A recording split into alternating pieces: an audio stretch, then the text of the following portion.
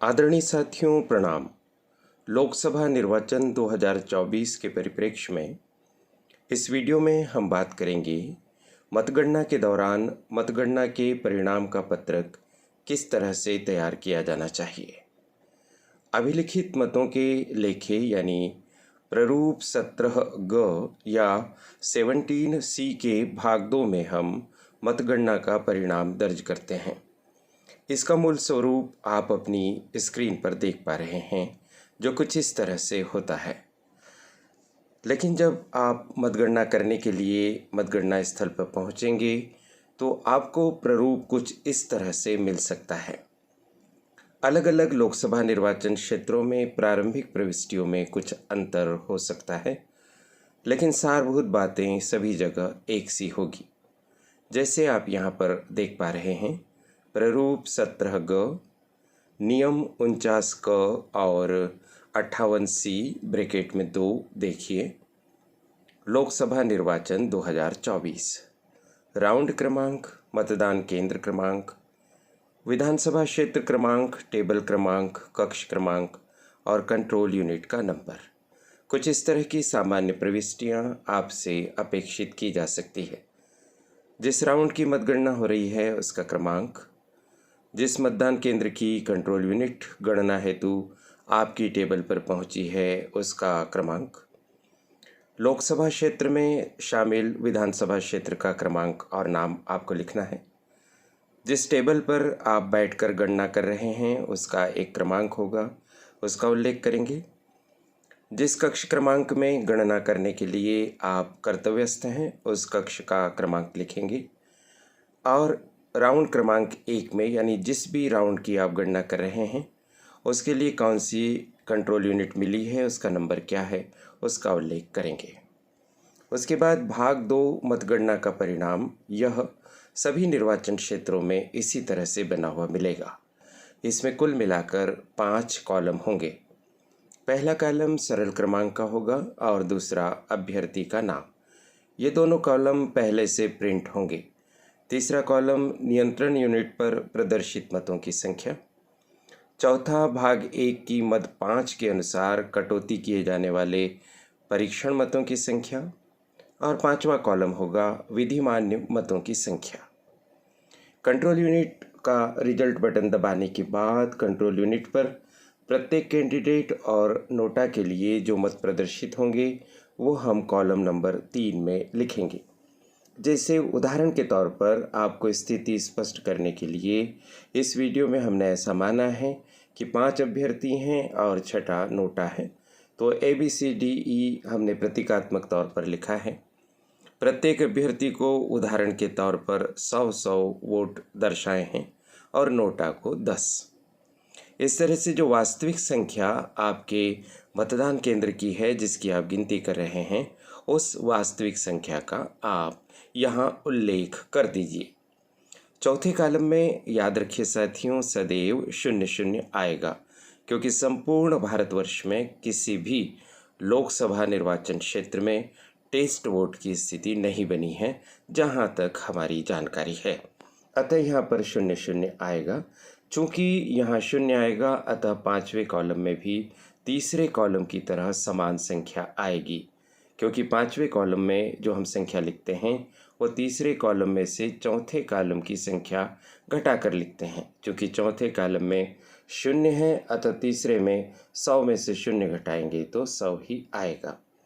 यहाँ पर विशेष ध्यान रखने की बात यही है साथियों कि आप कंट्रोल यूनिट पर पूरी दृष्टि रखिए और ध्यान रखिए कि अंक लिखने में किसी भी प्रकार की चूक नहीं होना चाहिए। वह आपके खिलाफ गंभीर अनुशासनात्मक कार्रवाई का कारण बन सकती है। साथ ही साथ अंकों को बहुत स्पष्टता से आप लिखिए और रीराइटिंग या काटा पीटी आप बिल्कुल भी मत कीजिए। सभी अभ्यर्थियों और नोटा के सामने दर्ज अंकों को लिख देने के पश्चात उसका योग लगाइए। तीसरे कॉलम का योग और 5वें कॉलम का योग समान आना चाहिए। अब देखिए आगे लिखा है, क्या ऊपर दर्शाए गए मतों की कुल संख्या भाग 1 की मद 6 के सामने दर्शाए गए मतों की कुल संख्या से मेल करती है या उनके दोनों योगों में कोई फर्क दर्शित होता है। भाग 1 का तात्पर्य है साथियों अभिलिखित मतों का लेखा, जिस पर मतदान के दिन पीठासीन अधिकारी के द्वारा आवश्यक प्रविष्टियां की गई हैं। अभिलिखित मतों के लेखे के मद क्रमांक 6 में कंट्रोल यूनिट में दर्ज मतों की संख्या का उल्लेख होता है। उसमें दर्ज मतों की संख्या और ऊपर जो हमने मतगणना का परिणाम बनाया है, इसके टोटल की संख्या समान ही होनी चाहिए। अतः यहाँ पर हमें लिख देना चाहिए हाँ मेल करती है। चूँकि इस इबारत में 2 प्रश्न हैं, अगर हम नहीं को काट देते हैं तो पहले उत्तर का तो हाँ आ जाएगा, लेकिन उसके साथ उनने कहा उनके दोनों योगों में कोई फर्क दर्शित भी होता है। केवल हाँ को रहने देने से भ्रम की स्थिति हो सकती है, इसलिए आप हाथ से लिख दीजिएगा तो और अच्छा रहेगा। हाँ मेल करती है और यह मेल करना ही चाहिए। यदि यह मेल नहीं करती है तो फिर इसके बारे में निर्णय असिस्टेंट रिटर्निंग ऑफिसर सर के द्वारा लिया जाएगा, जो आपके मतगणना कक्ष में उपस्थित रहेंगे। इसके बाद देखिए साथियों, इसमें हाथ से यह इबारत लिखनी होती है। यहाँ हम उदाहरण के तौर पर आपको बता रहे हैं, आपको वहाँ पेन से यह लिखना होता है। हम यह प्रमाणित करते हैं कि कंट्रोल यूनिट का क्रमांक वही है जो मतदान केंद्र क्रमांक पर प्रयुक्त की गई है। तो साथियों, जो कंट्रोल यूनिट का क्रमांक आप यहाँ पर लिखेंगे, जिसकी आप गिनती कर रहे हैं, उसको यहाँ पर आप लिख दीजिए, और जिस मतदान केंद्र की आप गिनती कर रहे हैं उसका क्रमांक भी आप यहाँ लिख दीजिए। है ऑब्लिक हैं यहाँ पर लिखा है। अगर एक ही कंट्रोल यूनिट का प्रयोग हुआ है उस मतदान केंद्र पर तो हैं को काट दीजिए, यानी बिंदी वाले को काट दीजिए। यदि किसी मतदान केंद्र पर मतदान के दौरान कंट्रोल यूनिट बदलनी पड़ी और वहाँ 2 कंट्रोल यूनिट है तो एक के बाद एक 2 कंट्रोल यूनिट का आप यहाँ क्रमांक लिख देंगे और बिना बिंदी वाले है को काट देंगे और हैं को रहने देंगे। बिंदी वाला है बहुवचन का सूचक है। उसके बाद स्थान लिख देंगे। आप यदि मान लीजिए बड़वानी जिला मुख्यालय पर मतगणना कर रहे हैं तो स्थान बड़वानी हो जाएगा, अन्यथा आप जहां पर मतगणना करने के लिए कर्तव्यस्थ हैं वहां का स्थान आप उल्लिखित कर दीजिएगा और दिनांक सदैव 4 जून 2024 आएगी। गणना पर्यवेक्षक के हस्ताक्षर हो जाएंगे। साथ ही साथ मतगणना के समय अभ्यर्थी या निर्वाचन अभिकर्ता या गणना अभिकर्ता जो भी आपके टेबल के पास लगी जाली के बाहर उपस्थित हैं, उनके नाम लिखे जाएंगे और उनके हस्ताक्षर भी इस पर होंगे। फिर उसके बाद एक बार स्थान और दिनांक लिखा जाएगा और रिटर्निंग अधिकारी इस पर बाद में अपने हस्ताक्षर करेंगे। साथियों, ये जो गणना का परिणाम है यह 2 प्रतियों में बनाया जाता है।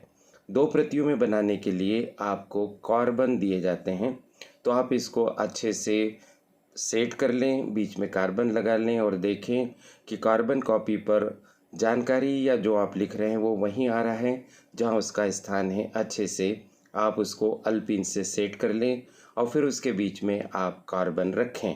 कार्बन से जब आप संपूर्ण एंट्री कर लें, टोटल वगैरह लगा दें, उसके बाद कार्बन को निकाल लीजिए।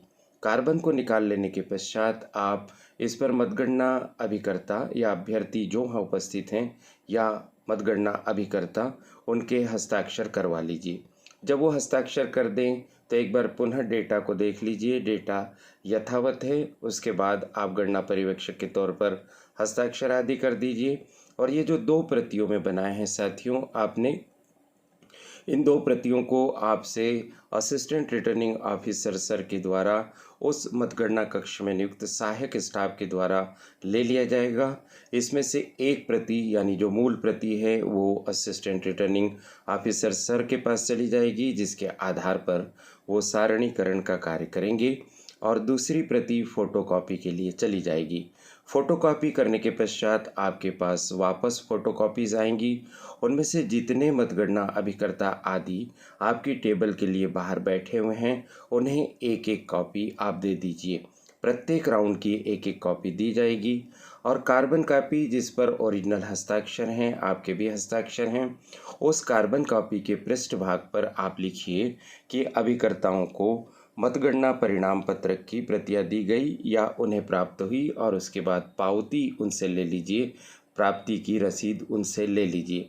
इस तरह से प्रत्येक राउंड में आप पावती लेते जाइए साथियों, और ये सब अपने पास एक एक कॉपी इकट्ठी करते जाइए। जब आपकी मतगणना पूर्ण हो जाएगी तो आपको एक लिफाफा दिया जाता है।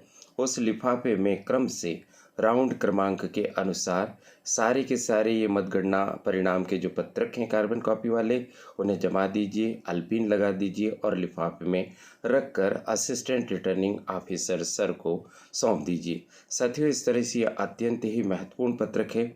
इसमें किसी भी प्रकार की विसंगति यानी अंकों में काटापीटी या गलत होना या जोड़ ठीक से नहीं लगना या कहीं पर कुछ लिख देना कहीं पर कुछ लिख देना काफ़ी गलत कार्य माना जाएगा।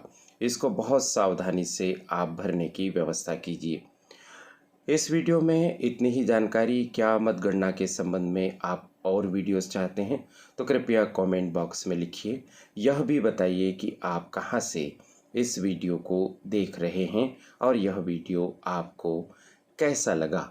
यह महत्वपूर्ण बात आप तक पहुंचाने का सुनहरा अवसर देने के लिए करियर एडवाइस चैनल की संचालिका प्रीति गुलवानिया जी और उनकी परिश्रमी टीम के प्रति बहुत बहुत आभार।